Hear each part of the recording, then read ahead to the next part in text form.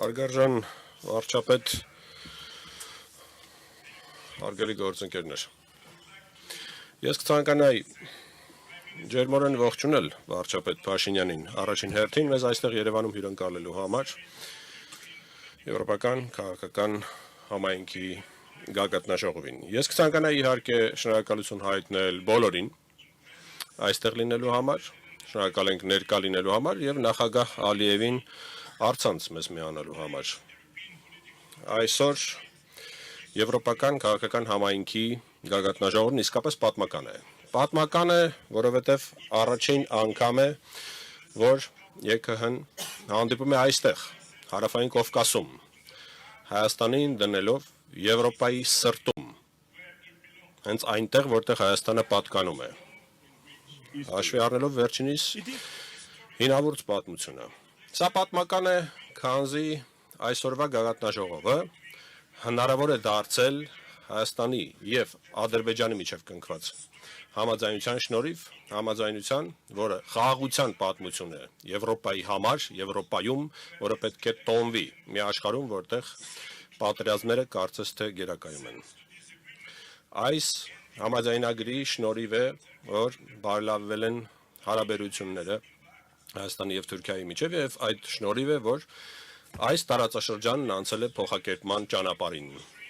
Փոխկապակցված ռազմավարական արդյունաբերական ոլորտները, շուկաները, տրանսպորտային միջանցքները, թվանշային ցանցերը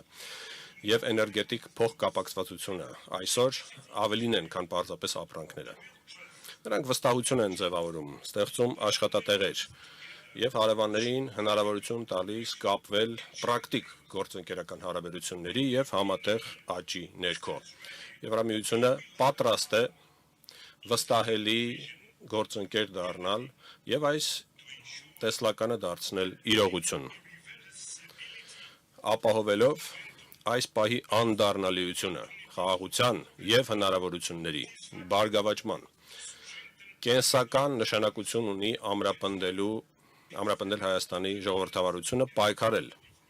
արտաքին ազդեցությունների եւ ապատեղեկատվության դեմ։ Հայկական ժողովրդավարության ապագան ընկած է Հայաստանի քաղաքացիների ձեռքում միայն։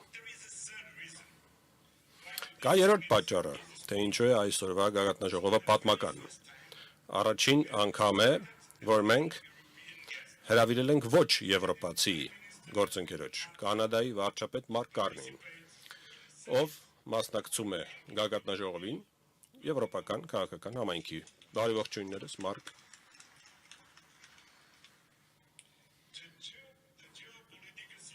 Աշխարհագրաքաղաքական իրավիճակը Եվրոպայում այս պահին եվրոպական տարածաշրջանում տեսնում է ռուսական ագրեսիա Ուկրաինայի դեմ եւ հակամարտություն միջին արևելքում, սա եւս մեկ անգամ փաստում է, որ մեր աշխարհամասերը այս պահին ձևավորում են 30-60 տեսլական իր անվտանգության համար։ Այս տեսլականը որպես այդպիսին 360 այսչան պետք է առաջ մղվի համապատասխան սկզբունքների ներքո։ Եվրոպան պետք է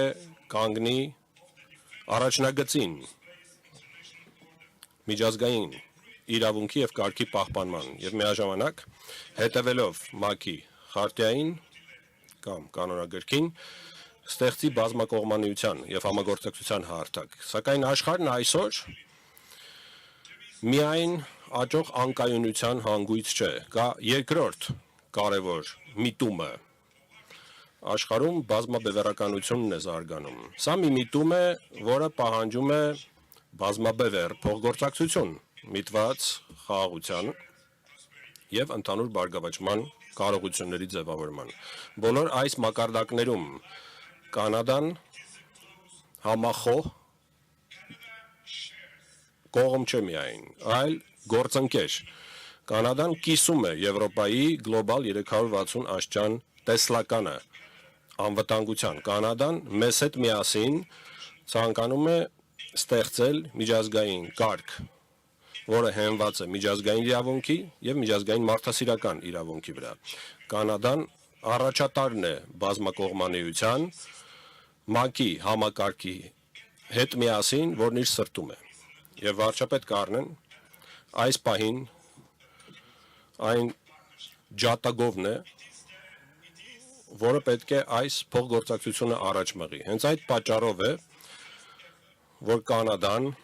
առաջին անգամ որպես ոչ եվրոպական հյուր մասնակցում է եվրոպական քաղաքական համայնքի գագաթնաժողովին։ Մարկ, ողջունում եմ ձեզ, դուք մեր ընկերն եք։ Սակայն ԵՔՀ-ն միայն ընդհանուր եվրոպական սկզբունքների վրա հիմնված տեսլականի ձևավորման չէ միտված խաղաղության եւ բարգավաճման։ Եվրոպան նաեւ միտված է այդ տեսլականը բերելու իրականություն, էներգետիկայի, փոխկապակցվածության, ժողովրդավարական դիմակայունության ուղղություններում։ Սրանք են հիմնական թեմաները մեր այսօրվա գագաթնաժողովի եւ այդ թվում դրան հաջորդող կլոր սեղանների քննարկումների։ Վստահ եմ, որ այսօր եւ հաջորդող գագաթնաժողովներին ԵՔՀ-ն կդառնա գործողությունների հիմնական խթանը, գործողությունների, որ միտված կլինեն աջակցելու Ուկրաինային, Մոլդովային եւ Հայաստանին եւ միաժամանակ կապահովեն եվրոպական կոալիցիայի ստեղծում թմրանյութի ապօրինի վաճառքի դեմ։ Ես կցանկանայի շնորհակալություն հայտնել իհարկե Էմանուել Մակրոնին եւ Վրաստանի վարչապետին այս կարևոր նախաձեռնությունն առաջ մղելու համար։ Ես կցանկանայի շնորհակալությունս հայտնել վարչապետ Փաշինյանին մեզ այսօր այստեղ հյուրընկալելու համար, բայց միաժամանակ թույլ տվեք շնորհակալություն հայտնել խիզախ քաղաքական որոշումների համար, որ նա կայացրել է Հայաստանին բերելով ավելի մոտ Եվրամիությանը։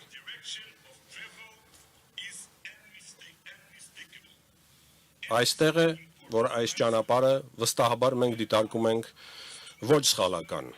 Այդ ճանապարհը դեպի Եվրամիություն է եւ Հայաստան Եվրամիություն գագաթնաժողովն այստեղ եւս մեկ անգամ փաստում է այդ ուղղության ճիշտ լինելը եւ դա արժե տոնել։